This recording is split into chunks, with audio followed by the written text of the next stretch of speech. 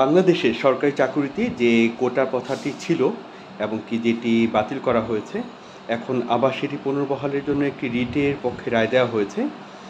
এখানে একটি তথ্য সবাই জানেন, তারপরেও বলি যে আমাদের মুক্তিযোদ্ধার সংখ্যা কত এবং কি যে মুক্তিযোদ্ধার সংখ্যা যাদের যাদের সংখ্যা ধরা হয়েছে সেখানে সব মিলিয়ে বিভিন্ন পরিসংখ্যান রয়েছে, বিভিন্ন তথ্য আমরা সংগ্রহ করেছি সবসময়।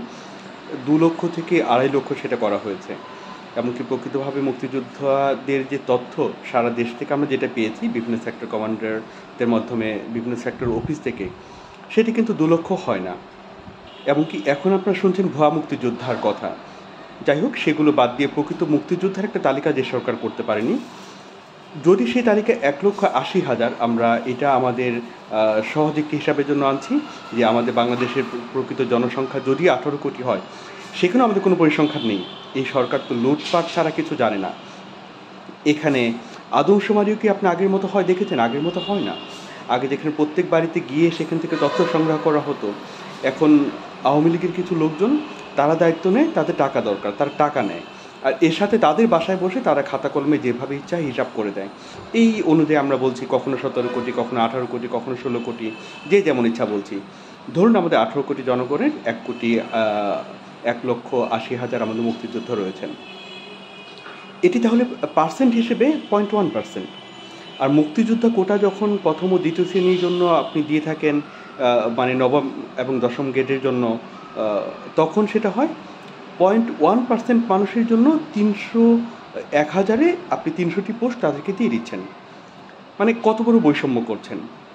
আরও অনেক বিতর্কের জায়গা আছে, সেটা তো আনছিই না, যে আমাদের যারা শহীদ হয়েছেন, প্রকৃত যারা ক্ষতিগ্রস্ত হয়েছেন, যারা যোদ্ধাহত, তাদের চেয়েও যারা ক্ষতিগ্রস্ত হয়েছেন, যাদের পরিবারের অনেক মানুষ শহীদ হয়েছেন, সেটা তো আমরা বলছি 30 লক্ষ।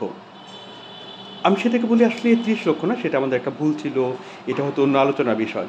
সেটি 3 লক্ষ নাকি 6 লক্ষ, এটা কত সেটা নিয়েও আলোচনা বিষয়। আমাদের কোনো সংখ্যা, কোনো কিছু আপনি সঠিকভাবে দেশে পরিসংখ্যান আপনি পাবেন না।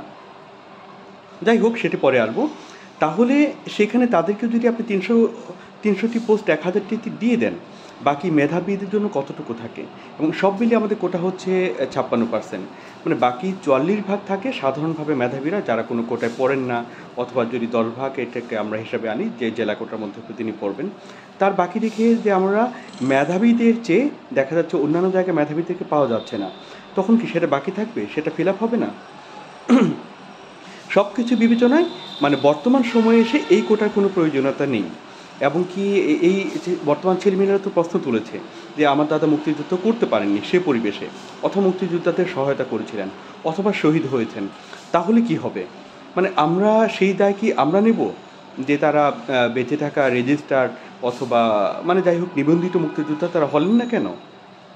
এই জন্য আমি কি সরকারি একটি ভালো চাকরিতে তাদের চেয়ে দৌড়ে পিছিয়ে থাকবো? এইটার কোনো ন্যায্যতা নেই। বাংলাদেশের এই কোটার কোনো ন্যায্যতা নেই, এটা বাতিল করতে হবে। এমনকি আমাদের প্রধান বিচারক মহোদয় বলেছেন যে আসলে এত আন্দোলন কিসের? আন্দোলন করে কি আসলে এই কোটার প্রথা মানে যেটা পুনর্বহাল করা হয়েছে রায়, সেটিকে বাতিল করা যাবে? আমি বলতে চাই, আন্দোলন করে একটি রাষ্ট্র পরিবর্তন সম্ভব, রাষ্ট্রের সকল নীতি পরিবর্তন সম্ভব, রাষ্ট্রের যতগুলো উপাদান আছে, সরকার, আদালত, সব কিছু পরিবর্তন সম্ভব। মানে আন্দোলন করে সম্ভব না এমন কিছু নেই। এটা বলতে পারেন আমরা আন্দোলনকারীরা কতটা বুঝি, কতটা বুঝি না। মানে এখানে যদি প্রশ্ন আমি করি, আমিও করতে পারি যে আমাদের আন্দোলনকারীরা আসলে জানে না মানে কি নিয়ে কি কথা বলে প্রধানত আন্দোলন করতে হবে, যেখানে তাদের দাবি হওয়া উচিত ছিল। কারণ আগে আমাদের উপর, আমরা যারা আন্দোলন করেছি, কতটা নিপীড়ন নির্যাতন করা হয়েছে আমাদের মনে আছে। এমনকি সেই ক্ষেত্রে তাহলে আন্দোলনকারীদের উচিত যে এই সরকার যারা বিভিন্ন এটা নিয়ে হেলাখেলা করছে, আমাদের মুক্তিযুদ্ধ এবং মুক্তিযোদ্ধাদের অসম্মানিত করে তাদেরকে আমাদের প্রতিপক্ষ হিসেবে দাঁড় করিয়ে দিচ্ছে, এমনকি এই সরকারের যত কূটকৌশল, তাদের টিকে থাকার যত কূটকৌশল, তার একটা কৌশল হিসেবে তারা অংশগ্রহণ করছে, এটাকে আবার পুনর্বহাল করিয়ে, কাউকে দিয়ে রিট করিয়ে তারা এটাকে আবার সামনে এনে আমরা আবার এটার বিপক্ষে নামব। সরকার তার আজিজ বেনজির এবং কি আনার কাণ্ড, বিভিন্ন কিছু মানুষ এগুলো থেকে দূরে থাকবে এবং কি এগুলোর বিপক্ষে আন্দোলন করবে। কোনো এক সময় এক মহারথী হয়ে সামনে আসবেন অবৈধ প্রধানমন্ত্রী শেখ হাসিনা। তিনি এসে হয়তো আবার বলবেন, আচ্ছা ঠিক আছে, আপনারা আবার এটা চাইছেন, ঠিক আছে আমি এটা চেষ্টা করব, আবার কোটা বাতিল হোক। মানে মানবতার জন্য বা জনগণের জন্য, ছাত্রদের জন্য, শিক্ষার্থীর জন্য কী করতে পারেন, আবার মানবতার মা হয়ে হয়তো তিনি সামনে আসার একটা প্রচেষ্টা নেবেন। আমাদের এখন আন্দোলন করা দরকার। এই ইস্যু ভিত্তিক যে আন্দোলনগুলো আমরা করছি, এটা আমাদের বিভিন্ন দিক থেকে আমাদেরকে আমাদের মূল যে আন্দোলন, গণতন্ত্রের যে আন্দোলন, এই সরকার নিপাত যাক, এই সরকারের নিপাত যাওয়ার যে আন্দোলন, সেটা থেকে আমাদেরকে বেরিয়ে এসে আমাদের নিজেদের মধ্যে বিভক্তি তৈরি করে আমাদের ছোট ছোট আন্দোলনের দিকে আমাদেরকে ঠেলে দিচ্ছে। মানে শেখ হাসিনা না আসলে কখনো মানে এইভাবে খেলেন না এক ঢিলে একটা পাখি মরবে। তিনি চান একটা ঢিলে দুটো বা তিনটা বা অনেকগুলো পাখি মরবে। সেটা ওনারা করে থাকেন, আসলে উনি করে থাকেন, ওনারা আওয়ামী লীগ করে থাকেন। তো মানে এই জায়গায় তারা চাচ্ছেন যে এই আন্দোলনের মধ্যে আমরা দূরে সরে যাই।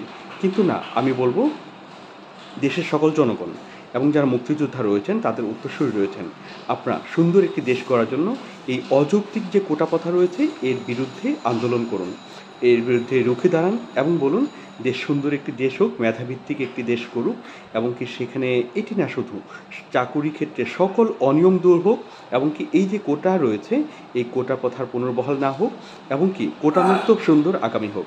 ভালো থাকবেন সবাই।